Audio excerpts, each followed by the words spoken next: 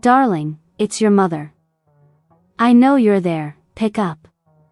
It was the third call this morning, and listening to her beg on the other end of the line makes me feel just a little bit guilty. Enough to make me answer, no. Kitty sits on my stomach, purring with pure delight as I rub his little tabby ears. I couldn't get up even if I wanted to. He would give Garfield second place in a fat cat competition, and if he decided he was sitting on you, he was staying. Again the phone started to ring, and reaching for the TV remote I turned up the volume. It was November, and that meant she probably wanted to make sure I was coming home for Thanksgiving. I'll wait for the email or text messages. It was easier to tell her no that way. Samara Olivia Franklin, get up off that goddamn sofa now and answer your phone, she roared, startling Kitty so much that he rolled off me with a thump. It's a message, Kitty, she can't actually see. I froze as I sat up and sure enough, standing by the living room window, my mother looked ready to murder someone. Since that someone was me, I gave a little wave, pretended to take earphones out of my ears and got up, pointing to the front door. Thank you. She finished recording with a beep. Mom, hi. I hug her. She likes that, but she barely manages to pat my back before she is barreling into my apartment. I'm 24 years old, an independent woman doing it for herself, and yet I am terrified of what is about to happen. Pizza boxes, beer bottles, is that a dartboard next to your dining table? Did I accidentally come into some kind of frat boy house? Why is there toilet paper in your kitchen? She looks around with pure disgust. Don't answer that. I forgot to buy tissues, I answer weakly. I've been feeling sick this week, so cleaning hasn't been a priority. It's never been a priority for you. I swear if you didn't come out of my... I know, you'd swear I was adopted. I quickly finish for her. So, in the neighborhood, and thought you would swing by? She starts to clean. Leave it, Mom, I'll do it. No, you won't. That poor cleaner you pay will have to deal with this when she comes on Wednesday. Even your brothers aren't this bad. She scolds, opening the fridge. She quickly shuts it. Cat food? You've actually kept that stray thing? Now would be a good time to mention my mother is a wolf shifter. As a rule, cats and dogs don't get along, and shifters are typically more dog people. I think it only adds to their superiority complex, kind of like how humans like to make monkeys do stupid things by giving them a jar and a stick, and then act amazed when the animal knows how to get the stuff out. Now would also be a good time to mention, I'm not a wolf shifter. Sure, my parents, brother, aunts and uncles, cousins and well, the whole family is, but something went wrong with me. Really wrong because I also like cats. Don't talk about Kitty that way, I pout. As if on cue the animal comes over, curiously sniffing at an old pizza box which of course, he then starts to chew on the corner of, stupid, cats. She mumbles, so I try again. Just in the neighborhood and thought you'd pop in? She stops, cleaning wipes in hand and rolls her eyes. That's how I know we're related, no gross birth story needed. Instead of answering, she heads over to my answering machine and giving up, I flop back down onto the sofa and change the channel. You have 23 new messages. The automated man is gloating. I can hear it in his voice as payback for all the times I made him deal with my family. 23 messages. Samara, have you not listened to any of these? Mum asked in shock. I figured if it was important you'd call back. She growls and I brace myself for whatever is next. Well, it's important enough for me to come all this way to bring you home. If I miss one Thanksgiving, is it really going to be the end of the world? I groan, grabbing a pillow to put over my head. No, but that's not why. Darling, everyone is being called back. There have been some attacks lately. Strange things that no one is claiming responsibility for. The pack can deal with it without me, I add hopefully. I'm not even able to turn. I don't get all furry, and I'm pretty sure none of them even like me enough to worry that I'm out here on my own. Well, your family do, and out here you're an easy target. You're coming home, she says firmly. I have a gun on top of the fridge and I know how to use it. I'm fine. This isn't negotiable and you keep it on top of your fridge? Mum gasps. I have work, I can't just leave. You're a freelance journalist. You can work from home. She has an answer for everything, and when she goes into my room, cursing my state of living every step of the way, I soon find my bags are now packed for me. You can't bring the cat. Your father will never allow it, he has allergies. Kyle next door will look after him for me. I sigh, giving in. You know I hate you for this, right? At least you'll be alive to hate me. She shrugs, looking much too smug for my liking. At least you'll be alive, I mimic behind her back, only to stop as she turns to glare at me. Whatever. The drive is long and boring, not helped by the fact Mum wouldn't let me drive and she doesn't have a phone charger in her car, so halfway there I'm forced to listen to the radio station of her choice. Conversation is minimal, which actually makes me nervous. Mum goes quiet when she's stressed, and as a kid, it was a warning sign to run before she exploded. The calm before the storm. Except there wasn't much that was calm about it. Sure, I lacked the instincts of a dog, but I could still feel and sense the moods of those around me, especially when they were this intense. So just how serious was this threat to the pack? Wake up, we're home. Mum gently nudges my arm, and sucking in a deep breath, the afternoon light surprises me. Already? I yawn, stretching before getting out of the car. Dad appears at the front door, the blank look on his face not changing as I give him a wave. Oh, this will be fun. Hey, Dad, any trouble? He asks, ignoring me and focusing only on Mum as she makes her way over. No, it was fine. She sighs, hugging him. I grab my bag from the back seat and follow them inside.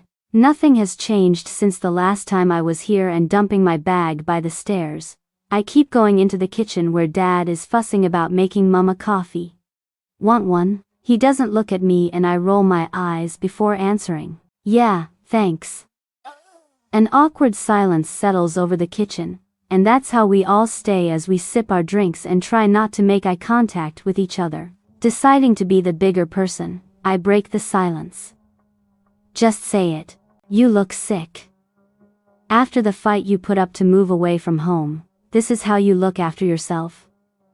Do you have any idea how worried we were, especially when you refused to answer our calls? Luckily, your brothers keep us semi-updated since you like to share with them on Facebook what you've been up to, and Dad starts to rant and I can't help myself. I didn't share just with them. It's called a status, and anyone on my friend list can see it too. I point out, but I may as well talk to the wall as it'll understand more. And I'm not sick. I just don't tan like you guys do or feel the need to eat my weight in food at every meal. He snorts, unimpressed, only before he can continue. The back door opens and my brothers come in like a tornado. Luke, the true brains of the family, grabs me from behind and squeezes until I can hardly breathe, while the youngest of our sibling trio, Jack, goes straight for the fridge. I'm pretty sure I was adopted. Well, if not for the uncanny resemblance to Mum I have, I wouldn't even be surprised if the truth came out when I turned 30 or on my parents' deathbed.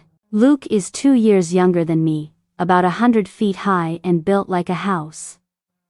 Keeping the trend, Jack is 2 years younger than Luke, and if not for that tiny detail, you'd think they were twins. They both had Dad's features and build, but thankfully not his sense of humor or personality. Can't breathe, I remind Luke, and instantly the pressure vanishes. Sorry, Sammy, I forget how tiny you are. He mocks, ruffling my hair. So much for respecting your elders. Are you on the roids? You know that can really mess with. Just once can the three of you not act like rogue ferals? Mum snapped. We're not. Jack protested, his mouth full of leftover roast meat. Dad growls and walks out, making all of us pause, yet the second he is gone, Luke grins. Good to have you home, Sammy. Yeah, I mumble. Be ready to leave at 6. We're all going out to Kate and Nathan's place for dinner. Mum left the three of us alone and instantly all eyes turn to me. What? You really should have called them back. Jack frowns. It's really serious, Sammy. Bad shit is going down and I can't believe Mum actually went to get you by herself. What if something had happened? I didn't know, okay. I thought it was about stupid Thanksgiving or something, and who is the idiot that let her go by herself if it's so dangerous?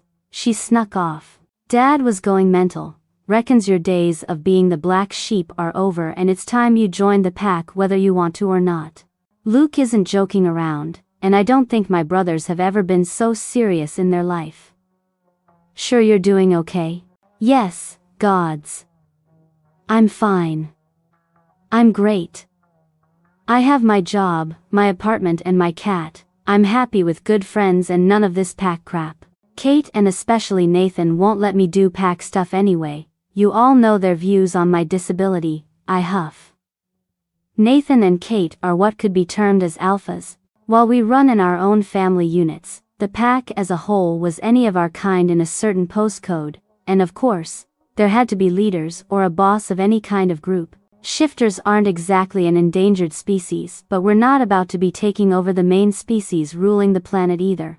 There are too many humans, normal, everyday people and throw in a few vampires, witches, and who knows what else. We're simply one of the many races living here. Like anything non-human, we like our existence to be kept on the down low. The fear the witches have caused over the centuries warning enough for the rest of us to stay as myths and legends in the pages of fairy tales. Because of that, I'm an abnormality that no one wants to deal with, especially not our alphas.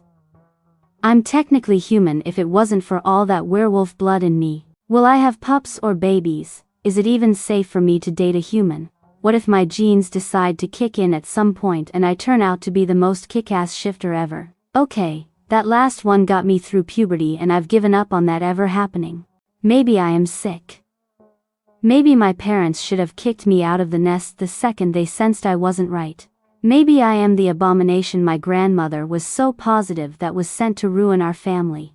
It was their idea that you come back. They're not taking any chances with all the deaths and, Luke started. All the deaths? How many exactly? Mum was a little hazy on the details. And I'm pretty sure she was talking about attacks, not deaths. The first couple weren't really noticed until a whole family was taken out. The attacks are random, doesn't seem to be a link, and no one is taking responsibility for them. All the area alphas are coming together, so it's not a territory dispute or some kind of challenge for dominance. Luke tells me. Some psycho is out there, just killing wolves whenever they feel like it. Well, shit. I hadn't expected it to be something so serious. They think someone is looking for something. Jack pipes up. But he just said they're random? Well, we did until last week and they found a link between 3 families. They all came from a place near New York and went to the same school, in the same years. It's possible the killer was someone they knew. Luke finishes dramatically. Shouldn't the police be looking into this? They are. But the wolves are doing their own bit too. They even want to involve some witches. Jack says a little too excitedly. Great, throw in some bloodsuckers and it'll be a right party, I add sarcastically. Luke shrugs. I heard they think a vampire is behind it. That's why we want to get the witches on our side, Jack says as he chews. Well, this just keeps getting better and better, doesn't it? Like I said, good to have you home, Sammy. Luke grins before stealing what's left on Jack's plate and making a run for it. Of course, he chases after him and checking the time. I go find my bag and head up to my old room. Despite the single bed in one corner, everything else is different. What had been my study desk was now Mum's home office and the rest of the space was storage for whatever didn't seem to belong anywhere else, much like me. Inherited tea sets from now long dead grandparents. Leftover bits of fabric from Mum's attempt at learning to sew her own clothes, family photo albums. These I stop at. Picking one up, I curiously flick through to find pages of Jack's baby photos. Going deeper, I find one of mine but don't bother looking this time. I wasn't a cute baby like my brothers. Even back then I was small and weak, a real runt of a thing. Putting the albums away, I choose not to focus on the past and instead brace myself for what's to come. You would think people that run around as animals would like their meat as close to the real deal as possible. It's not like wolves gather their kill up, butcher it, and throw it onto a barbecue for a good 8 hours so all that's left is a slab of charcoal. Stabbing the definitely dead, flamed grill piece of what I think was once a T-bone steak, my appetite is gone. I'm more of a medium, well, no, not even that. I'm more of a rare to blue kind of girl, and the thought of putting this gray, tough crap in my mouth actually makes me want to gag. You gonna eat it or stare at it? Luke's best friend Kyle asks, not hiding his interest as he is practically drooling while staring at my plate. Take it, I tell him, and it's gone before I can ever offer it to him. Hope Mum didn't see that, Luke adds helpfully before laughing to himself. She told us all about your pizza boxes and frat boy living. I look over to where the grown-ups sit at the table and catch her frowning in our direction, so I give a little wave. Oh, she saw. Seriously, how do you eat that? One bite at a time. Kyle grins, happily chewing away. It's actually a really nice night.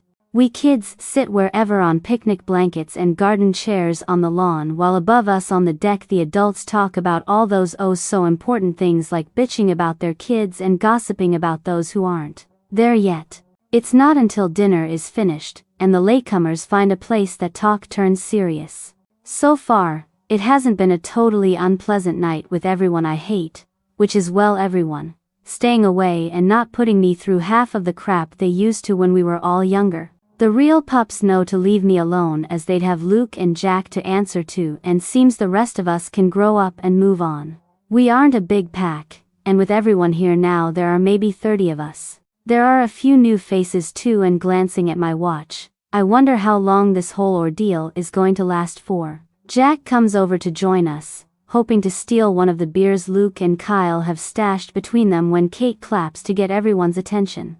Like obedient lapdogs, everyone turns her way, and reluctantly I join them. She isn't an overly remarkable person, definitely not what I would call pretty, and she does none of the things my own mother does to hide her age. Kate does have a loud voice though, and a no-nonsense kind of attitude about everything. If I thought Dad lacked a sense of humor, Kate made him look like an A-grade comedian. Nathan wasn't much better, but they held the respect of everyone, and had done, for as long as I could remember, so that must mean something. You are all aware of the recent attacks upon our kind.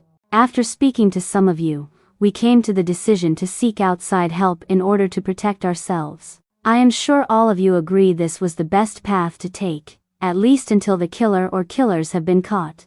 She spoke clearly and firmly, like a teacher addressing her pupils. Everyone nodded, and as Nathan reappeared, everyone sat a little straighter. Those standing moved in a little closer, and the not-so-subtle sharp intake of a breath was done in sync as two strangers came with him. I have to admit I was checking them out too, especially the larger, male figure behind the woman, as he definitely caught my full attention. In fact, I almost forgot to be mad about missing Game of Thrones to come to this stupid thing. Pack, meet Brianna from the Coven Avine. Brianna is a trusted and admired seer and white witch, who has offered to give us her aid. Nathan introduced her, and the woman offered a simple smile to everyone. She was quite small, maybe even shorter than me, with red hair I'd kill for, and her pale skin managed to hold a warmth that I knew mine lacked. She was rather beautiful, a glowing figure of health and light, but the man behind her gave off a completely different vibe, a bad one, that was darkness and danger and nothing like the female at all. I was kind of loving it, and well, I never claimed to be normal. Who is the guy? I whispered to Jack, who guiltily paused sipping his stolen beer. I dunno, he just got here. Jack's nose twitched slightly, and I tried not to laugh. He's Wolf though. As if hearing my question, Nathan continued, she comes with her guardian, Aiden Anders. He is a trusted ally of the Coven, and we welcome him as we do Brianna. What wolf willingly allies with a witch? Luke mumbled as we stopped listening, and some stupid head-bumping handshake thing went on as Nathan accepted Aiden's presence within the pack. Clearly a clever one. She's here to help us, idiot, not the time to be fussy. Kyle growled. But, I dunno about that guy. Something seems off. I didn't think so, but the others all agreed with him. I slowly started to move closer to where the adults, our parents included, were crowding around the newcomers and offering their thanks and greetings. It was Mom who saw me first, and frowning she was about to come towards me when instead Nathan was suddenly blocking my path. Great. Good to see you back, Sam. Though in the future, when it is requested those still within this pack's members return home, I suggest you do so promptly, as next time I will not be so lenient with your constant disrespect of our ways. He growled. Let's hope there isn't a next time then. I met his gaze, feeling his anger but not the fear or guilt I should at having denied an alpha's command. It was something that infuriated him no end, and I could tell by doing it now. I was pushing more than I should in front of our guests. To make sure I didn't screw up completely and make my time here any worse, I bowed slightly and looked away. It was all for show, and he knew it, but for now, I was in the clear. My apologies, Alpha. Nathan took a deep breath, and with a wave of his hand, I was apparently dismissed. Unfortunately, it was only Brianna standing in the middle of the crowd as Aiden had vanished. Well, damn. Looking around, I can't see him anywhere, and unlike everyone else here, it's not as if I could just sniff him out either. Yo, Earth to Sammy. Luke waves his hand in front of my face, and I now realize everyone has caught up with me. What's wrong with you? Maybe the witch spelled her into keeping her mouth shut for once. Jack laughed. Haha, you're a comedian. I snap at him, but I still only give my siblings half of my attention as I work on locating Aiden. What have I missed?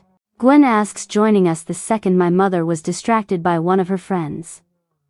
As much as I dislike this pack thing, Gwen, as well as my siblings, make my life tolerable. Unfortunately for us, she is also Nathan and Kate's daughter, so our friendship has often been the cause of many arguments. Now we were all grown up, she happily told her parents where to stick their opinions, plus made it her mission to get out of here the second she turned 21. I went east, and she went west, but it was always good to see her, especially here. What do you think of the witch's guardian? I asked her instantly, before focusing on her and giving up my search. She hadn't changed much, except her dark hair had been replaced by a rather nice shade of blue, and a tiny little jewel sparkled from the side of her nose. I bet her parents loved that. And where have you been? My flight was delayed. She shrugged, though I didn't believe it for a second. I came as fast as I could. And what guardian? Didn't you see Mr. Tall and Moody with the witch? No. I literally just got here. There's a witch. Her eyes darted up to the redhead before narrowing as she sniffed the breeze. Huh. How about that? Never mind, I mumbled, reaching over to hug her. She squeezes me back with way too much strength and groaning. I push her off. Sorry, I forget you're all you like. No changes. Gwen apologizes. Nope, still broken. You're not broken, you're just, oh, is that him? We all look behind us to where the witch's shadow is now standing, the pair whispering together. I give a nod and no one says anything until they walk inside the house with Kate. He looks like your kind of trouble, Sammy. Gwen gives me a playful nudge, and as her father waves her over she lets out a frustrated sigh. Better go. We'll catch up soon, yeah? Yup. I'm being kept here against my will, so I'll need you to rescue me at some point. No problem. It's so good to see you again. She hugs me once more before disappearing inside after Nathan.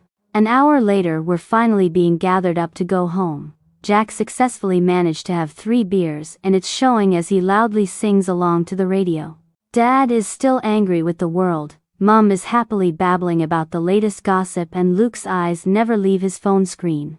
Choosing a simpler option, I simply sit quietly and stare out the window, only it's not so simple, as for some reason Aiden Anders is stuck in my mind. Gwen stays true to her word about rescuing me, and as the house goes quiet with everyone in bed, her message comes through. I dress quickly and in many well-practiced moves manage to get outside the house. Waiting the mandatory 30 seconds, no lights, and no movement come from inside, and sneaking down low along the fence line I'm 2 houses down and in the clear. Gwen's car is waiting on the corner, and I slip inside while holding my breath. Why are we sneaking out of our houses like 16-year-olds? She asks, shaking her head at the ridiculousness of it all. I know, right? Do you think everyone has it this bad, or just us? She snorts, totally just us. I'd love human parents with no super hearing or the nose of a bloodhound. Well, technically, you also have the nose of a bloodhound. Whatever. We end up at a bar that's safely on the other side of our hometown. Few shifters come here at the best of times, and it's always been one of our favorite hideouts. The car park isn't very full, not that we expected it to be at this time of the night on a Thursday. Luckily Thursday was open band night and closing time would be whenever everyone left. Well, you two are a sight for sore eyes, Charlie the old bartender greeted as he wiped down the bar. There was something strange about him, but neither of us had ever worked out what, and he would just laugh if we asked. What will it be? It's our first night back in town. How about a couple of shots of your finest tequila to celebrate? Gwen smiled at the giant figure and his rough features softened as he shook his head. You never change. He did as we asked and dismissed us as we went to pay. First round is on the house. Thanks, Charlie. I quickly take my shot and Gwen gags as she has hers. Okay, no more for me. I gotta drive later, she declares. I'll take another though. We order a couple of drinks and head to the back, where she starts to tell me about what's been going on in her life. I would share about mine, but nothing ever happens. Oh look who just walked in. No, don't, he might see us. Gwen ducks down low and hides behind the empty glasses on our table. Not that it can be counted as hiding since you can still her. Casually I glance over my shoulder, and really wasn't expecting Anders to be heading over to the bar. Where was his little witch? Not that I cared. Why is he here? I have no idea. Gwen answers, making me realize I had asked out loud. Charlie seems to know him, which shouldn't be surprising since Charlie knows everyone, and I don't think that's even an exaggeration. Yet it does surprise me. This our hometown. How did he know our favorite bartender, and why did they shake hands and act like long-lost friends? Charlie rarely did that with supernaturals. We had seen him scare away vampires, make wolves whimper, and the things that gave off a supernatural vibe that we didn't know about steered clear of him, never staying around for long. Mr. Anders just got a lot more interesting. Don't. Gwen warned. Did I just say something out loud again? What? I ask innocently, finishing off my drink. Another drink? No, I'm good. Sam, don't. I'm just going to order another drink. It sounds sincere enough, even I almost believe it. Going back up to the bar, I pretend to be interested in watching the last band pack up the gear on the stage. For once Charlie doesn't come right over to serve me, too engrossed in whatever he and the witch protector are talking about. If I had the werewolf hearing, I could probably eavesdrop, and so I try the next best thing and subtly take a few steps closer as if I intended to sit on the closest bar stool. And I still can't hear them. What are you having? The other bartender asks, and I point to the vodka. Just that and juice. Thanks. I look over to Gwen, who is still giving me the glare that tells me she doesn't approve, and as my drink is placed in front of me, I pay and get up, turning to head back to the table as Aiden looks my way. We make eye contact, so it's not like I can even pretend I hadn't seen him. I could act as if I don't know who is, maybe smile and keep walking, but I've had too much to drink to do that. There is just something about him that I can't say no about, even if a tiny logical part of my brain is screaming at me to just walk away. Hey. I know you. Andrew something, right? He frowns, clearly trying to remember if he does in fact know me before glancing at Charlie, who in typical Charlie fashion stays silent and shrugs. I was at the a family meeting. You were. I see it then. That odd flare of his nostrils, the tilt of his head, that unnerving wolf gaze as the beast takes over and weaker creatures would submit or run away. Too bad it doesn't work on me. Yeah. You were with the redhead. I smile at Charlie, leaning in close. She's a witch, you know. Charlie huffs. So I've heard. What are you doing here, especially when there is a curfew in place? Anders asks, sounding much to like my father for my liking, keeping Charlie in business. You? Is that the alpha's daughter you're with? He looks her way and once again she ducks down behind the empties, shooing away the poor girl trying to clean our table. Her? No. I just met her outside and she kept buying me drinks. Oh Sammy. Charlie leaves us and Anders shakes his head seemingly amused, which doesn't seem very in character of him. There is a curfew in place, you know. Ah, there we go. Back to that stupidly good-looking frown that he seems to have on his face whenever I've seen him so far. So you keep saying. I shrug, and start to head back to the table except a very firm hand is now wrapped around my arm. Hey! Let go. I freeze, my first instinct is to attack yet I don't move. There is something powerful in his grip that kind of excited me. If he did let go I'd probably beg him to grab me again, and none of that made sense. Maybe it just had been too long, since any guy had got my attention in this way. Maybe it was because it suddenly seemed very hot in this bar. Maybe I just had too much to drink. It's not safe, especially for someone like you to be out so late at night, someone like me. The way he says it snaps me out of whatever trance he had me in and going to pull my arm free it doesn't budge, not a bit. Let go. He doesn't let go. Instead, he pulls me back slightly, and I fall against the bar beside him, my drink spilling over the edges which I really don't appreciate. He moves swiftly, faster than I'm familiar with shifters moving as he now blocks me in. This pisses me off. This really pisses me off. But it kinda turns me on a bit too, and that only grows as he leans in even closer to whisper in my ear. Oh gods, he is much too attractive for me to around right now. He smells like leather and something I am going to regret waking up next to in the morning. I can see every mark on his face now, a scar over his right eyebrow, the tiny stubs of hair coming through on his jawline. Did his nose just touch my cheek? I've heard all about you, Samara Franklin. He talks softly, yet firmly, like it should be a threat, only it really isn't coming across that way. I probably should be more focused on how he knew my name, but I kind of ignore that as his cheek most definitely just touched mine. His skin is rough, and that smell I know shifters have isn't hitting me at all. Now that's weird. Slowly he moves back so we're face to face once more. I study him as he studies me, my eyes drifting to his lips which are much closer than I realize to mine. What would he taste like? Without thinking I lick my lips, our eyes locked, and I am fascinated by the what lurks there. His eyes are dark, not quite black, but being so close I can tell they're blue, navy, like the night sky when the stars start to disappear. There is something there in his gaze. Something that tells even my dull senses that he isn't human, obviously, but something else, and it's so familiar to me because I see it in the mirror all the time. You're not a shifter. He whispers now, and well, if there was ever a mood killer, that was it. Adrenaline is racing through my body, and never have I ever felt so aware of another person before. I should throw this drink in his face. Slap him perhaps. I doubt anything I could send his way would actually hurt him though, but I think it would fun to try. Never one to waste good alcohol. I knock back my drink instead and glare at him. And you're a shifter who plays Fido to a witch. Somehow I don't think you have the right to judge me. I snap back, but it was a lame response and he barely seems to acknowledge I've even spoken. Jerk, 1.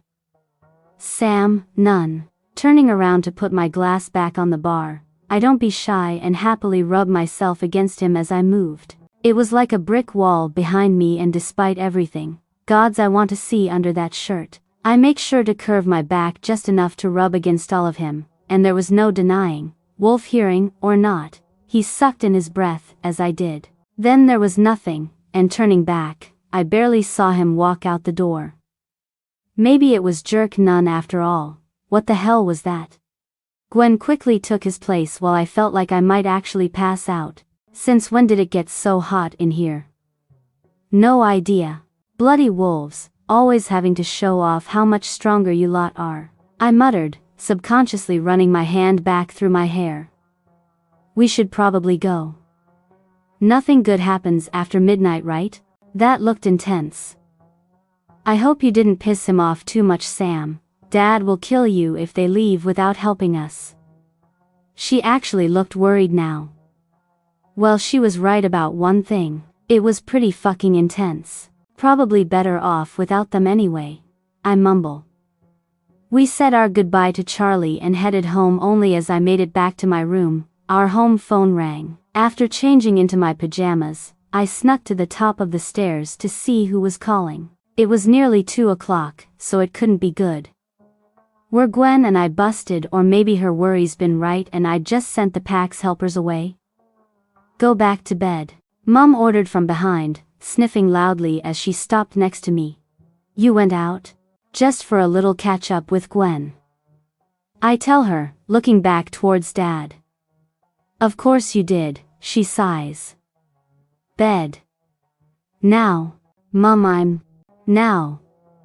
Fine. I sulk back to my room like the adult I am and check my phone, wondering if something was going on that Gwen would have texted me about. If was involving me and being in trouble, Dad would have come and blasted me already, yet I listened as the pair of them went back into their room. Everything was quiet once more and my phone stayed silent too. Crisis averted? I doubt I'm that lucky. Waking up the following morning, it may have actually turned out to be closer to noon. No one was home, and after making a coffee, I found the note Mum had left on the fridge about going back to oh so wonderful Alpha's house. Well, it would have been nice to have been invited, though I was thankful I hadn't been, and it was strange Dad let me sleep in. After a shower and checking my phone for any news from Gwen, which there wasn't, I got comfortable on the sofa and found something to watch on TV. It wasn't too long until Luke came home, and flopping down beside me, he seemed more interested in his phone than the Hallmark romance I had found. So, what's everyone doing today? I ask him. Apparently some unknown wolves turned up last night. He mumbles, not looking at me. Oh, really? So maybe I wasn't going to be in trouble then. Yeah. The Alphas weren't too impressed with the timing of their visit with everything that's been going on. They've since asked to stay, but the pack is discussing it. You know how it goes. That I did. The big decider would be if they chose to join the pack or simply remain within the region. It would make sense for Nathan and Kate to demand them to join, pledge their loyalty to them and all that nonsense. Yet was it a coincidence they turned up now? Wolves were being hunted. More members could make our Alphas feel better as there is strength in numbers, or would it make them wary as who knew why they chose us to come to? I was thinking way too much about it. I really didn't care, and forgetting the whole fiasco was just thankful Gwen and I got away with going out. Luke and I don't talk much after that. He seems super preoccupied doing whatever he is doing, and I was starting to wish I lived in Middleton. What are you even watching? He finally asks after catching the end of the movie, The Good Witch. There is like 20 of these movies to watch. I lie. I think there is 10, and I don't think I could actually get through all of them. Well, I am done. I can't deal with this anymore. Wanna come with to Gwen's? Mum just messaged me, dinner will be there again. Christmas special up next, don't think I could miss that. Yeah, I'm calling bullshit. Since when do you watch movies like this? He challenges. I'll have you know I happen to love movies like this. Whatever. Mum said you have to come too. He grins, and I wonder when he turned into such an asshole. No, she didn't. Yes, she did. No, she didn't. Now, SSH. It's about to start. I finish, grabbing the remote to turn up the volume. Instead, I'm being thrown over his shoulder and dumped at the bottom of the stairs. She said after last night, you will be where she can keep an eye on you. Holding up his phone, her message says something along those lines, but with a couple of angry face emoji thrown in. Fine. Guess I wasn't off the hook completely then. When we get there, it's hard not to get a sense of déjà vu, as it's pretty much exactly the same as last night. The barbecue is fired up where they'll undoubtedly overcook the meat again.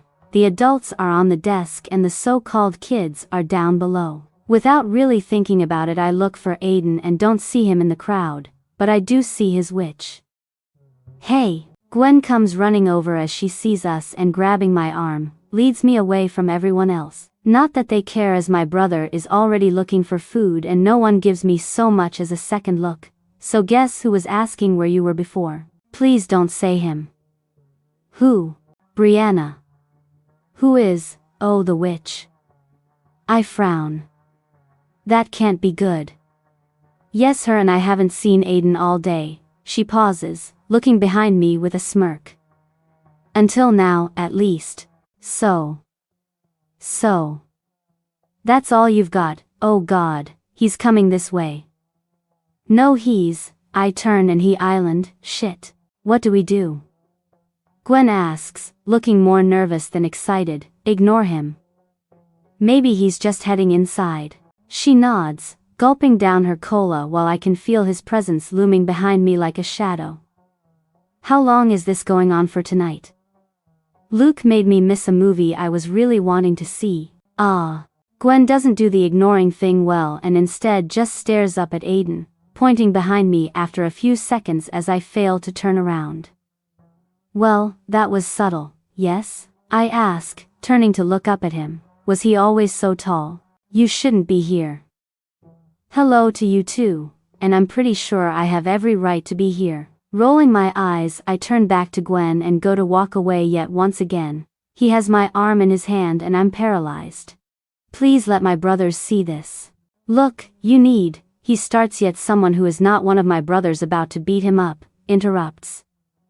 Aiden, is this her? All of us look at Brianna and Aiden is quick to move towards her so I have to look around him to see her. Is he blocking her from me? Brianna, not now, he growls. I look at Gwen who shrugs a little, her eyes wide as she watches everyone. If I didn't know better, I'd think this little red-headed witch scared her, Samara Franklin. I introduce, trying to appear friendly as I step around her bodyguard with my hand out. Gwen said you were looking for me? She doesn't smile back as she warily takes my hand in hers. I barely feel it, her touch is light and gentle. The whole process makes her seem more uncomfortable than Gwen. Did I just break some kind of witch etiquette? Yes, that's correct. She looks at Aiden and narrows her eyes. That's enough for now. I don't think. She shakes her head, shutting him up, and with his fists clenched he stalks off towards the house. Is he always the life of the party? I ask, attempting to joke with her, but she ignores it. Gwen, your father is looking for you. Brianna doesn't even look at Gwen as my friend doesn't need to be told twice and vanishes faster than Aiden. Some friend she island, you're the one who doesn't shift. Is that right? Yes, that is right, I can't help but get defensive. What am I now, the pack's little party trick? Come and see the shifter who doesn't shift. I've not met anyone like you before. I've never even heard of someone of full shifter blood not have any connection to their wolf at all. Yeah, well, I've never met a witch that. I'm not the enemy, Samara. She is going to make herself one if she keeps cutting me off. I want to see if I can help you. Help me? It's part of the reason I agreed to come here. I didn't need to have wolf senses to pick up something wrong with that.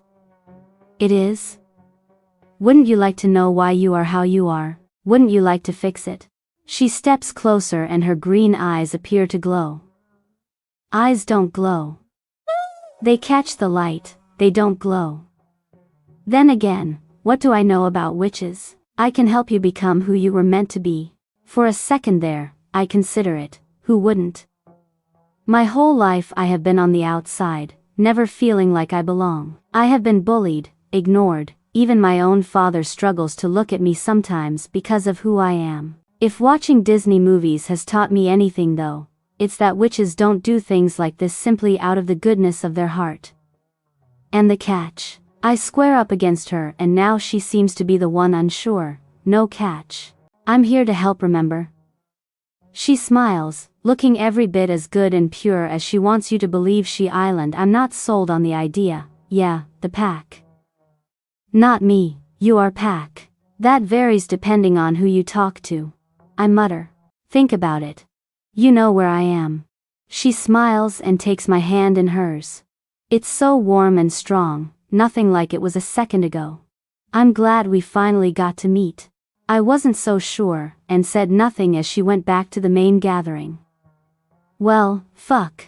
I sigh and looking around can't see anyone I actually want to talk to. I'd barely been back for 24 hours and already it seemed like the longest day of my life. All I wanted to do now was order pizza, grab some wine and cuddle with Kitty while watching something decent on TV. Sam, there you are. Jack calls out and comes over with a couple of plates in his hand. I got one early for you. He looks so damn proud of himself and taking the plate as he offers it. He got me a rather not so well done piece of steak. Finally something is going my way. You're my favorite sibling, you know that, right? Yeah. He smiles. What was the witch talking to you about? I could tell him how she wants to help me with my lack of shifting experience, but decide against it. For starters, I don't want to get any hopes up and I have no idea what her help may involve. I wasn't prepared to sacrifice a goat or eat anything hocus pocus related. Shifting didn't matter to me anymore. She was about 10 years too late and already my mind was made up, so there was no point in breaking my family's heart again. Just being friendly, I say instead, and follow him over to where our friends had gathered, grabbing a beer as I passed the cooler, deciding to do something that I was good at, drinking my problems away. So, can I go home now? I ask Mum for the millionth time in an hour. No, she growled, cracks finally starting to show in her otherwise very calm and unbothered demeanor. I'm a grown woman and I have rights. I'm just going to call a cab. This is ridiculous. Give me strength. Mum mumbles, sipping her tea as she turns another page in her book. Your father will drag your ass back if you leave. You were just lucky I was the one to bring you home. I stayed for Thanksgiving. I have been to 4 hellish so-called pack dinners.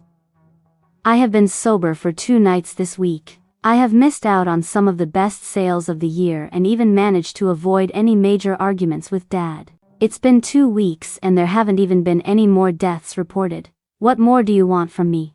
In a rather dramatic display, I collapse on the bench in front of her. I also choose to leave out the part where I managed to act completely normal around Aiden after having some ridiculous dreams I didn't even know I was capable of. Which, considering any time I do see him, all he has to say is, "We should talk," with a very serious look following it. I'm not sure how my deluded mind could take it in that direction. Then again, it was the most exciting thing going on around here, so thanks brain. Gwen has even started to avoid me, so my reasons to stay were running out. Sorry, spending time with your family is such a burden. You are a grown woman, Sammy, so act like it. Yeah, well, it's not like coming home is like going home is for most people. I'm surprised you're not all just as desperate to get rid of me as I am to leave. She puts down her book and moves around the table, surprising me further by pulling me close in a hug. I'm sorry you still feel that way. We love you, even your father, though he may not make it obvious. Forget the pack, darling. You know we don't care you're different. We never have. I feel like I'm a child again in my mum's arms. She strokes my hair and kisses my forehead, warming up every part of your soul in that way only a mother can. I hug her back and just for a moment, believe her. Mum, if someone offered to try and fix me, would you let them? I ask, resting my head against the curve of her shoulder. She stops stroking for just a second. What needs fixing, Sammy? You are who you are. That was whatever the gods and fate intended for you. Could she sound any more like a mum right now? I have loved you since the second I knew you existed. To me you will always be perfect just the way you are. Brianna's offer had been haunting me. It was something I could have so easily dismissed no matter how I had wanted to. To be a shifter, to be like everyone else, finally, was a tempting offer. What do you think Dad would say? I ask, pulling out of her hold. Exactly what I just said. She smiles and I know she's trying to be reassuring, but her eyes look sad. What brought this on? Well, I'd already come this far. Brianna said she could. No. Don't even think for a moment about believing anything a witch says. Mum snaps. How dare she make you question yourself? If Nathan or Kate put her up to this, I'll Just forget it. I wasn't taking it seriously anyway. Honestly, I hadn't even thought anyone could be behind her offer, but that made so much sense. Honestly, Mum, let it go. She growls, looking more like the ferocious she-wolf that lurks within her skin than I've seen in a while. What made it kind of awesome was that it wasn't even directed at me for once. I'm glad you talked to me, Sammy. You always keep yourself so distant. She grabs me in another hug, this one more bear-like, and when she lets me go, she wipes her eyes. Just, don't do anything stupid, okay? Would I do that? I try to joke, only apparently she believes I would as she shakes her head. Honestly, Sammy, sometimes I do wonder about you. What's she done now? Jack asks, coming in from outside.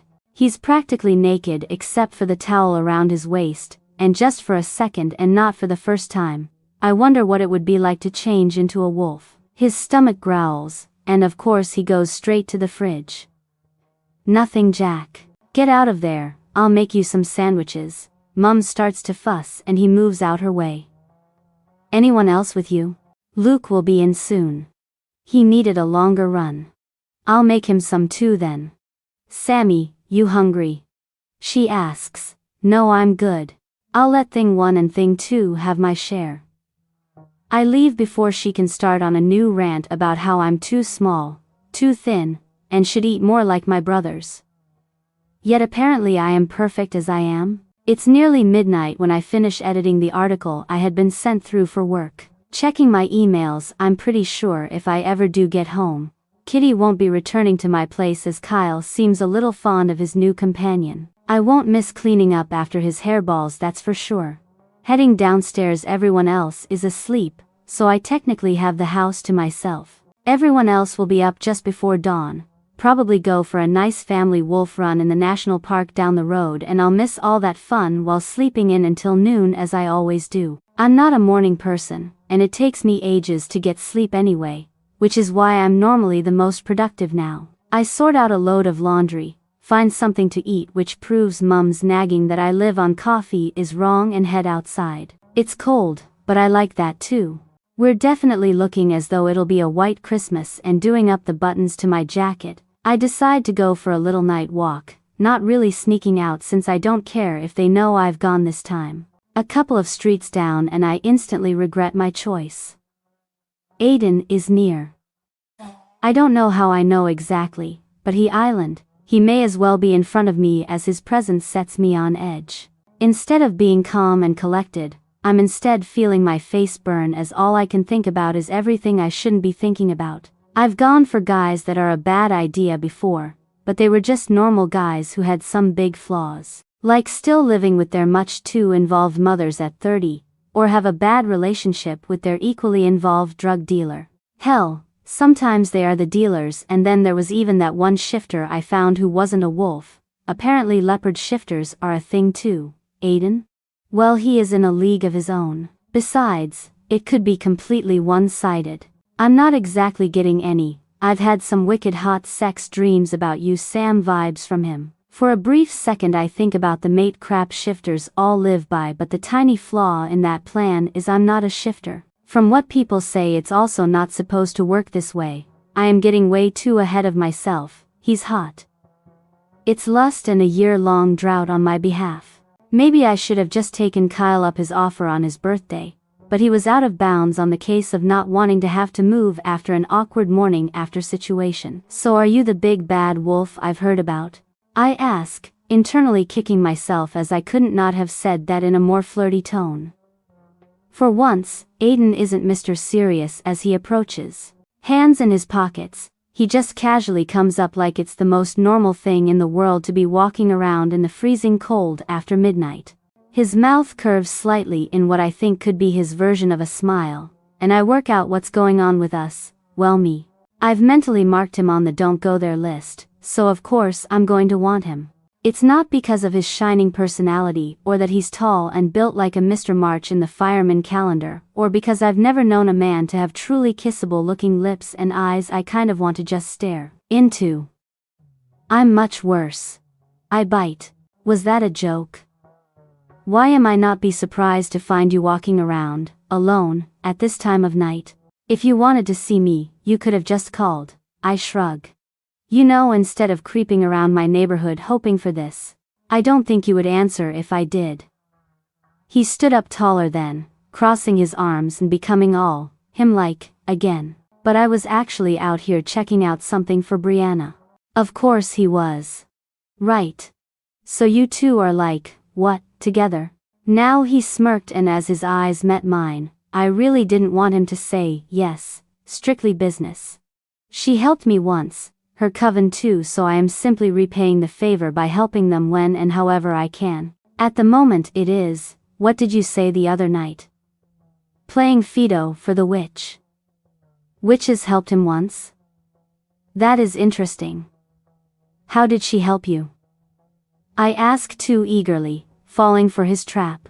What now? Brianna was going to appear and magically turn me into a wolf, and I'd be wanting to repay the favor too by helping her form her runt wolf army. I didn't think you wanted to know. Every time I tried to talk to you, you made it clear you didn't want to. Well, he wasn't completely wrong. I didn't want to talk. Somehow, the space between us had shrunk almost to the point where I had no choice other than looking up at him if I didn't want to be staring at his chest. That was actually a mistake. My second, as the first, was staying put to talk to this guy. Go home, Samara. He orders and turns to leave. I want to talk now. Of course you do, Aiden sighs. Tomorrow. Meet me at Charlie's at 10, to talk. What else would we do? He smiles this time, and I literally feel weak at the knees as he turns, and within a few seconds he's gone. Oh, I could think of a few things. I mutter, and in an act of defiance I take the long way home, just in case he was still watching. The news of more shifter deaths had everyone tense. This time it was a small family pack outside of Boston, and none of the 12 remained.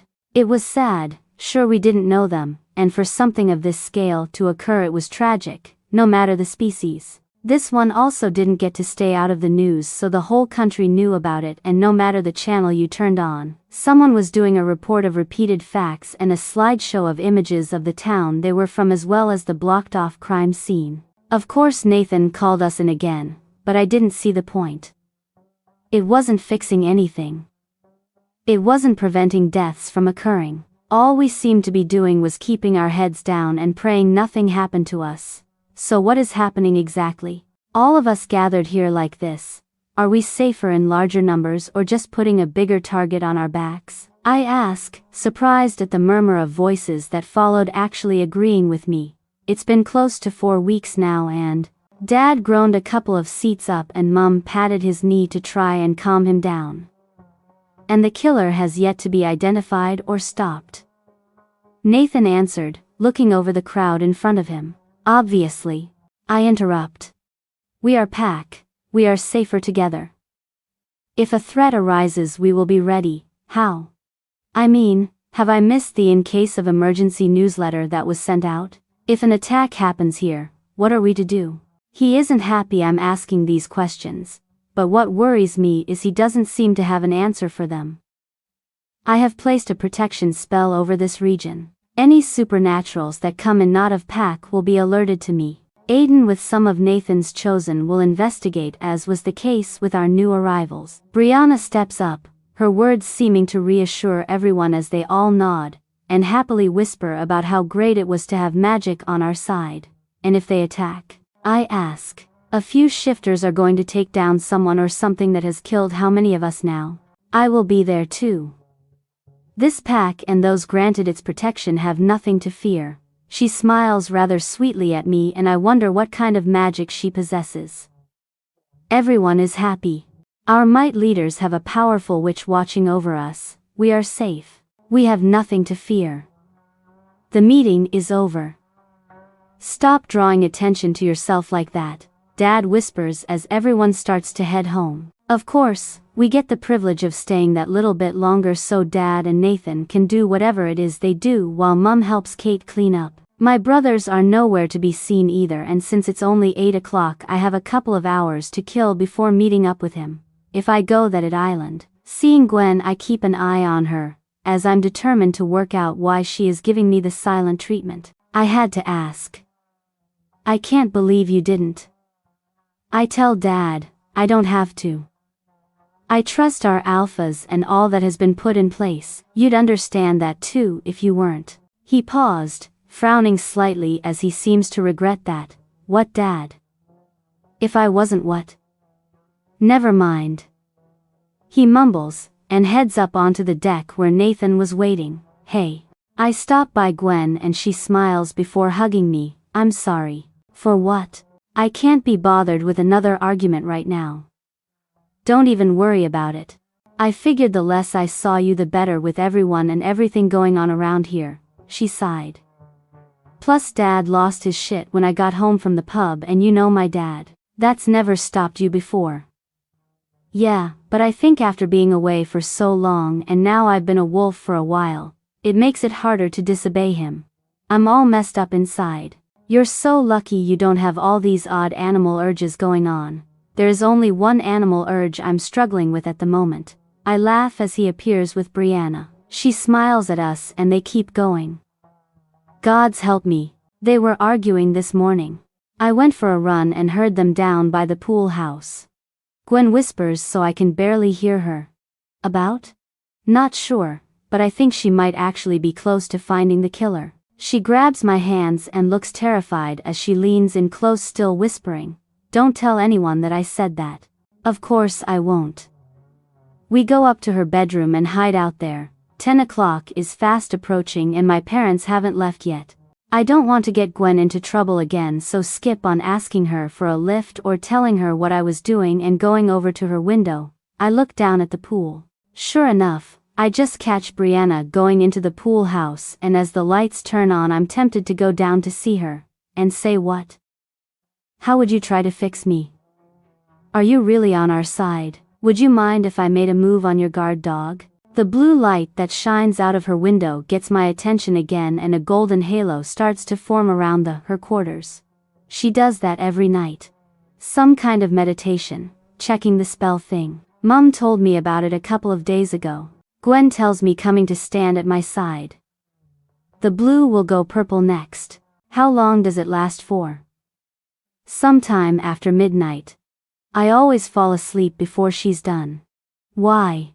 Just curious. Aren't you interested in this magic stuff? I ask. No. It makes me anxious, she sighs. I check the time and it's 10 to 10. I'm going to be late, and with that thought I knew I was going to go. I gotta go, but I'll talk to you later, okay? I give her a hug and find Mum in the kitchen. She doesn't ask any questions when I tell her I'm leaving, and as I get out the front, I realize I should have already booked an Uber. Though I'm not sure I'll need it as I scan the darkness for him. Going somewhere? Aiden asks from the shadows, coming onto the driveway as if on cue. Home. I lie. Sure, I can't persuade you to come with me for a drink. He takes a key out of his pocket and with a tiny beep, the SUV near us lights up. My shout. One drink.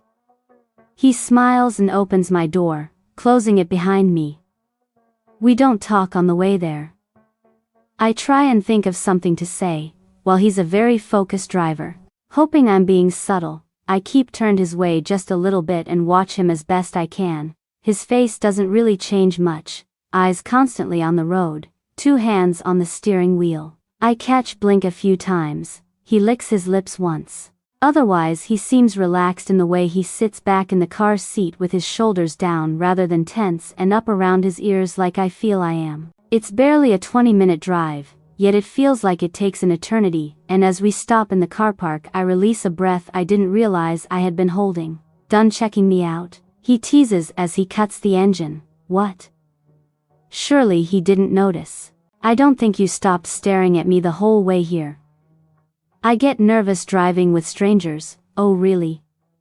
Is that a habit of yours? In this case, I could easily make it one. Only when it's their shout. I smile and get out, not waiting for him as I head inside. Good thing he is right behind me. I'm surprised to find Charlie's has been decorated with a load of festive crap. Tinsel, baubles, and garlands of fake branches cover practically every surface, and the bartenders are even wearing Santa hats. We find a table in the back and drinks arrive before we get a chance to order, which might not have been strange on a quiet night, which this wasn't, or if Charlie was behind the bar, which he wasn't. So, any plans for Christmas? It seems like a natural topic, considering it was as if all the offcuts from Santa's workshop ended up around us and it was only a few weeks away. I could have asked him about the weather, but cold, and more cold wasn't a great conversation starter. Well, so long as the pack isn't attacked on the day, I plan on doing a whole lot of nothing. He takes a long gulp of the beer and I do the same. Family stuff, I guess. Don't you have an annoying mother demanding you be home for it? I wish. She dumped me with my grandparents a week or so after I was born and we never saw her again. They died a few years ago now, and that's pretty much the only family I have. Oh. Sorry. What else do you say to that? You didn't do anything wrong, don't be sorry. They gave me a good life, well, as best they could anyway. He shrugs. What about your pack? I don't have one. They were human. He watches me now, casually sitting back in his chair as if that was the most normal thing for him to tell me, but you're a shifter. You had to be of full wolf blood to be a shifter. It was part of why I was such a mystery. Yeah, so imagine how fun that was at my first change. He has another drink. At 16 our bodies go through the first change. It's painful, terrifying, and if not managed properly, can lead to some big problems such as a big, strong, out-of-control teenager with massive aggression issues until the beast and human find their balance. The few cases of wolves turning without the support of pack never ended well, as they usually ended up being put down. What happened? Now I'm intrigued, because clearly that didn't happen to him. I lost control. Grandparents thought I was just acting out. At first I didn't even remember changing until I woke up naked in a park covered in blood. You killed. Just some unlucky neighborhood cats. He shrugs. Human me became stronger and fasted, and I was like a bomb. The tiniest thing would set me off. I got expelled from school. Started getting into fights. It wasn't a good time. Is that how the coven helped you? By getting you through this stage? No. Charlie did, but he pointed me in their direction later when I started to look for my parents. A couple of things occur to me then. The first being that here we are just chilling in a bar like old friends, with one of us at least chatting about their past. The second was that he was being rather open about that past. Was this the plan? Soften me up with his story, work around to the coven and how amazing they all are, then boom, I've signed a deal with Ursula and find myself without a voice, naked on a beach? Why are you telling me this? He pauses, looking slightly confused for a second. I dunno. Look, I don't want Brianna's help. Or the coven. I'm glad they were able to help you, but I'm fine the way I am. I am happy with who I am. I get up to go, yet he grabs my wrist and tugs slightly. Good. I'm glad, that's why I wanted to talk to you. Please sit back down. It is? I obediently sit. The coven can know things about you. When Charlie got them to help find my parents, it wasn't what I was expecting. I don't think it's something you need or want them to put you through. What did that mean? Is this your attempt at reverse psychology? I realize he is still holding my hand and pull it free. No, that came out wrong. Finding your true self isn't as happily ever after as you may think. Brianna has good intentions. They're witches of the light. They can't be horrible even if they tried. He starts trying to explain, yet nothing sounds legit anymore. Is that why you sneak off while she's meditating or whatever? No, I'm just more of a night person. Oh look, we have something in common. You can't deny there is something between us. Wolf or not, you have to be able to sense it. Bree just thinks I'm curious about you because of the no-shifting thing, and that's why she offered to help to try and see what it's is about. What? A part of me is relieved it's not just me imagining this whole freak attraction thing, but the rest is trying to make sense of what he just said. He's been talking to Brianna about me. What has he been saying, and what has that got to do with finding out if she can fix me? Wolves go with wolves, right? Yeah, but what? If you're a wolf and I'm a wolf? He looks at me expectantly. The witch is playing matchmaker? Aiden nods. Not where I was expecting any of this to go. Then, another thought occurs. But you just said you didn't want me to take her up on her offer, so if I'm a wolf and you're a wolf, it wouldn't actually change anything between us? Is this another round of reverse psychology, or is he trying to let me down easy? Yes. He says simply. Well, ouch. It's funny you think you would have any impact on my decision. It may be hard for the pea-sized wolf brain of yours to understand, but I like who I am. I already told you I wasn't going to take her up on the offer before your whole little talk, so I'm not sure what you're feeling, but I'm really not feeling the same. I stand and pull my shirt up to reveal a patch of silvered skin on my stomach that dips below waist. You know, others have tried to change me before. They thought a bite from a werewolf would work like you see in the movies, but it nearly killed me instead. I decided then none of you mutts were worth a second more of my time, so I'm not sure why you felt we needed to talk about something I'd never do. In fact, I think I would rather die than ever be one of you. His mouth drops slightly, and as I leave, he doesn't follow. Not right away, at least. I hope that's put him in his place. He has his sob story. Well, I have plenty of my own, and whatever he had hoped to achieve tonight, I wonder if he got it.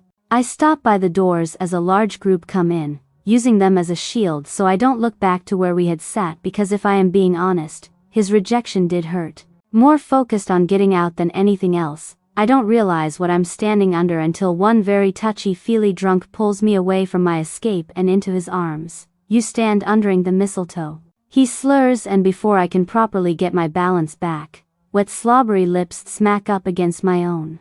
It lasts for the briefest of seconds before he is gone and a large black back takes his place, so he's not interested, but happy to protect my honor, and they say chivalry is dead. I don't wait around anymore, shoving through the slowest moving group in history and escape into the cold night air. I can see the light of a cab down the street and start to make a run for it, but of course I'm not alone. Sam, wait. Yeah, no. As usual, luck is never on my side and I do stop, but not because of Aiden. 3 men suddenly block my path, and the way they move tells me they're not human. I may be great at pointing out the obvious, but the looks on their faces say they're not happy either. It all becomes clearer as Wet Lips appears, and wiping his mouth with the back of his hand, the smear of red is clear under the streetlight. Where you running off to? He sneers, only now he's looking behind me. Let her go, and I'll take it easy on you. Aiden declares, I saw her first dog. My beau shouts back, right before he bears a set of rather long, sharp fangs. You're a vampire? Well, shit. This just keeps getting better and better. Also, how the hell did Aiden expect to take 4 of them on his own? You like that, princess? One of the other asks, daring to hiss at us too. Come to me. I promise I'll be gentle and, hating him or not, I step back reaching for Aiden, only he isn't there. In the second it takes me to look behind and then back at the vampires, he's shut the vampire up by snapping his neck. I need to go back inside. I should get help. Instead of cover my mouth and try not to scream as the other 3 lunge at him. Aiden seems to be prepared for it. Bracing himself, he punches on before kicking another. The one who kissed me comes next, and with speed that I can barely see, Aiden goes through all of them until they're just limp on the ground. What the hell? I whisper before running over to him. In my mind it's to make sure he's okay, but I have no idea what I just saw or what else I should do. Are you? As cool and calm as ever, he doesn't hide his own fangs as he takes my hand and half drags, half carries me over to his car. We need to go before they wake up. He opens my door and I stumble inside.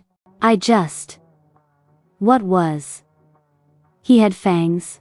I didn't kill them, if that's what worrying you.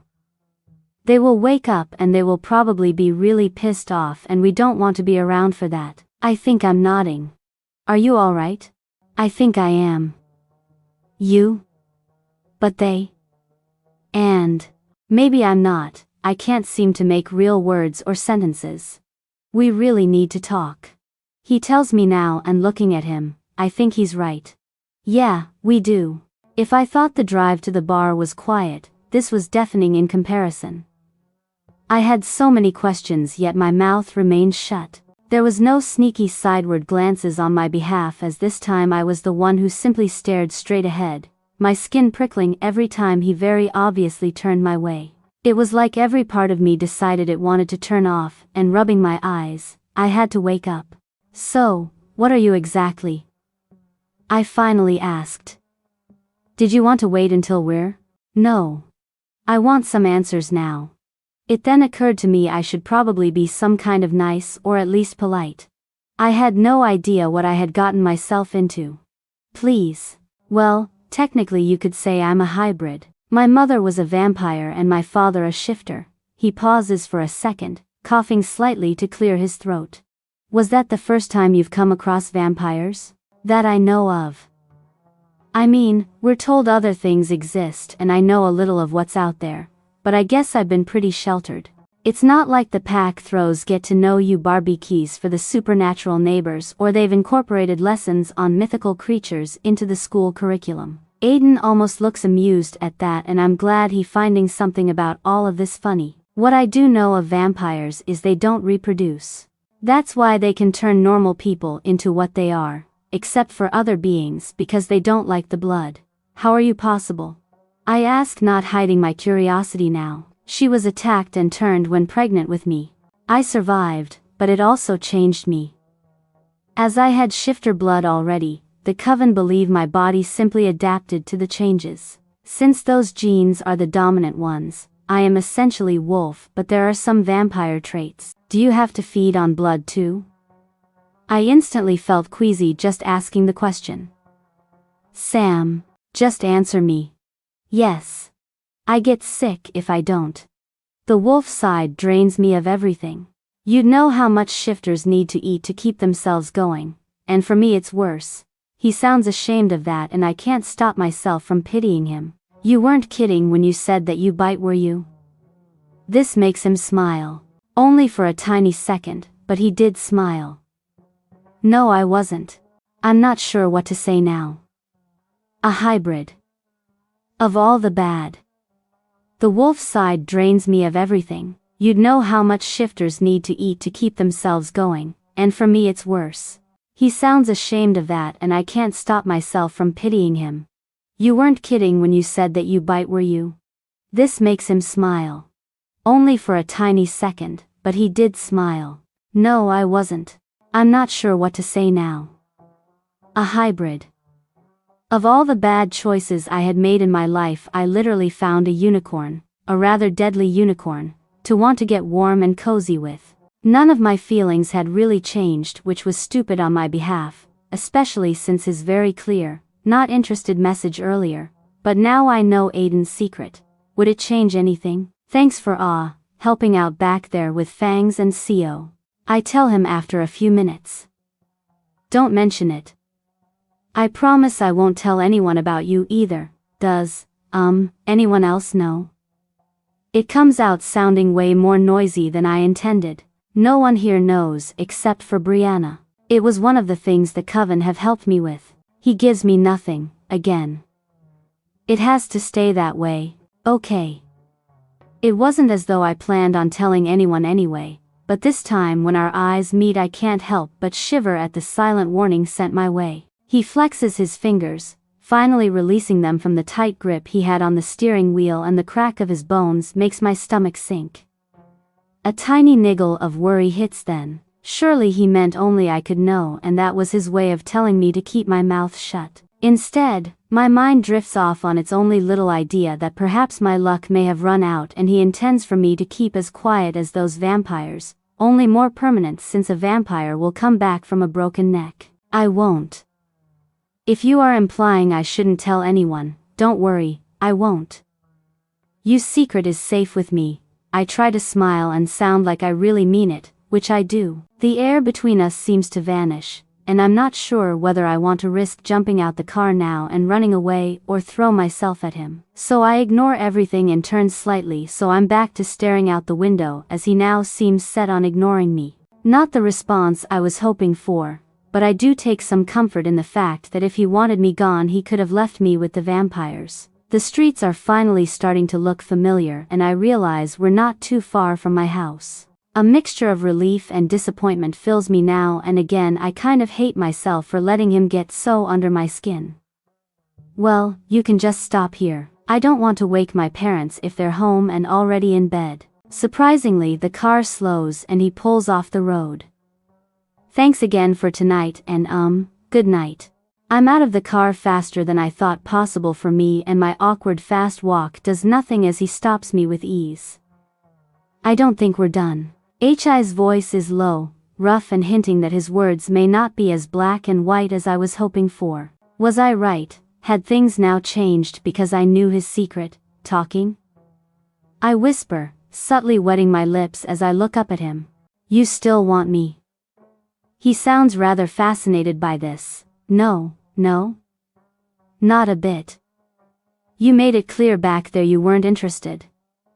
I remind him. Aiden smirks. True. Nothing says rejection like saving someone's life. I could have handled. His hand is rough against my cheek as it slides down through my hair and against my neck, forcing me closer as our mouths collide. Beer still lingers on his breath, warm and bitter as we kiss. A heat surges through me as I don't know if he is now holding me or I've wrapped myself around him, but all I know is I need more. I have to be dreaming. Kissing isn't this great. It's awkward, can be wet and slobbery and nose bumps and that moment when you don't know what to do with your hands. I'm not having that issue. My hands are in his hair as I hold on to him, stepping back in sync as the side of the car comes up behind me. His are still at the back of my neck and the other on my waist as we seem determined to hold each other in place. If I let go now, will he disappear? I get my answer barely a second later as a car goes by and beeps. I'm left leaning against his SUV for balance as we break apart like two kids doing something they shouldn't. That felt way too good to be wrong, and as the streetlights leaves half of Aiden's face in shadow, I wonder if I had just imagined all that. We can't, he starts, stopping as instead he marches around the car and gets in. You are kidding. I practically scream. Yet all I get in response is the car tires spinning on the gravel as he turns it around and drives off. Fucking asshole. My heart is racing, and I feel so dizzy it takes me a few minutes to calm down enough to make sense of where I am exactly and start a very slow walk home. Thankfully No is there when I arrive and going straight to bed. At least the timing worked out well, as I'd hate to have to face Mum and Dad right now. I listen to them come upstairs, their voices a soft murmur before silence. It's nearly dawn when the urge to find Aiden has made it impossible to sleep, so instead, I'm up and packing instead. This isn't normal. He definitely isn't normal, and knowing my mum will argue, I'd rather risk a 1 in a million kind of chance of some killer finding out that I'm a pack runt and ending me than stick around here for much longer. I leave her a note on the counter, promising to be back for Christmas and praying that would be enough for them to let me stay away until then. By lunchtime I'm home, and apart from a couple of angry voicemails, I get to stay. Well, Brianna was a bit worried when I told her you'd gone. Gwen sighs. Could have told me what you were planning. It was very in the moment. I tell her. So you kiss and he just leaves you on the side of the road? Yup. Asshole. She mumbles. Exactly what I said. Anyway, I gotta go. Keep me posted on what's going on, okay? I finish painting my nails and manage to get the lid back on before Kitty jumps onto the table, nearly knocking it off. Will do. Stay safe, Sam. You too. I lean over and hit the hang up button with my nose, before moving to drop down on the sofa. My house smells too clean. The cleaner has still been coming, so without me to live in the place between visits, her work is actually noticeable. It doesn't feel as home-like as it used to. I just need to get used to being back here, on my own without my brothers and parents around all the time, that's all. but I can't shake that's not the reason why. All I think about is Aiden, and putting some distance between us isn't helping, yet. The knock on the door is light and gentle, so reluctantly I get up and follow Kitty to the door, unimpressed with the meowing for food that he does the whole way there. Expecting Hannah, a friend from work, to be standing there, the sight of Brianna has me quickly shutting the door. Samantha. She calls out, slowly opening it as she pokes her head in. Kitty runs into the kitchen as I open it wide and smile. Hey. Brianna, right? Sorry to intrude, she says softly as she comes in. It's, fine. Good. I was just around here and thought I'd stop by to see if you have thought about my offer. Your offer? As if seeing her wasn't a surprise, her coming to ask that just kept adding to the pile. I'm fine how I am, thanks. Are you sure? Very. I assure her, holding the door open. Nice seeing you. What about Aiden? She asks as I go to shut it again. What about Aiden? Damn it. He told me you two talked. That doesn't change anything. I really don't think you should be here, and as far as he's concerned, not interested. Shutting the door. It doesn't quite close and pushing harder. It doesn't budge. Looking up at her, she gives me one of them sweet little smiles of hers. Stupid magic bitch. I had a vision before your alphas reached out to us. It was part of the reason we came. I saw something for him here, something he needs, but more importantly something that needs him. Rolling my eyes, I shake my head. Please, don't, H. Please leave. Go do your pack stuff and leave me out of it. This time the door closes and a tiny little part of me feels bad, but mostly nervous about pissing her off. This time when I open it, she's gone. Brianna. Stepping onto the porch, I look around to find no sign of the witch. Just, great. What I do see if Hannah's car coming, so grabbing my purse, I leave to meet her before she even gets a chance to turn it off. Hey. She smiles as I get in. You okay? You look paler than usual. Nice to see you too. I mumble, still looking for Brianna. Nothing. Sorry, it's good to see you though. I made us a reservation at Indigo Moon. She practically squeals as she pulls out into the traffic. Dating that editor seems to be paying off. I don't hide how impressed I am. Indigo Moon is a very new, very expensive and very exclusive cocktail bar. We are on the list, right? I don't think I could handle having to wait in line outside like some kind of wannabe. Of course. Steven is meeting us there too. She wiggles her eyebrows and blushes. How long has it been now? 6 months. Hannah grins. That's gone fast. Tell me about it. What about that guy Gwen mentioned in the group chat? Any stories to tell from your trip home? I had forgotten about that. Nope, nothing at all. Not completely believing that, but I guess if it was something Gwen wouldn't have dropped it so quickly. Maybe you'll meet someone tonight then? She pats my leg. I have a good feeling. Hannah's good feelings are something to keep in mind. As a journalist, she trusts her gut and feelings for her stories. Considering how well her career was doing, they weren't to be laughed at either. After meeting Brianna, I'd almost wonder if her feelings were thanks to something more. But nothing about Hannah set me on edge. Quite the opposite. She was probably one of the few people I felt completely comfortable around, and there was nothing that made me think she was one of the supernatural. Well, who am I to argue against you and your feelings? I laugh. Honestly, good or bad, I'm kind of over feelings. Especially ones that happen to involve a certain hybrid that I can't seem to make myself forget. The bar was everything you'd think it would be. Lush decor, overpriced drinks, very attractive waiter for our table, and obnoxious businessmen, happy to throw their money around for a pretty face. Well, at least that was the case where we were sitting. Apart from Hannah, I knew no one with us, and the other women were not exactly the kind of people we usually hung around. In some ways I felt like I was back with the pack. They were tall, beautiful, intimidating, and in other words, everything I wasn't. I hate when he brings his brother. If I had known, I probably wouldn't have come. Hurry up and finish that, then we can escape to the bar. Hannah whispers to me as John, the brother, laughs so loud it's easy to hear him over the music playing. That's pretty damn loud.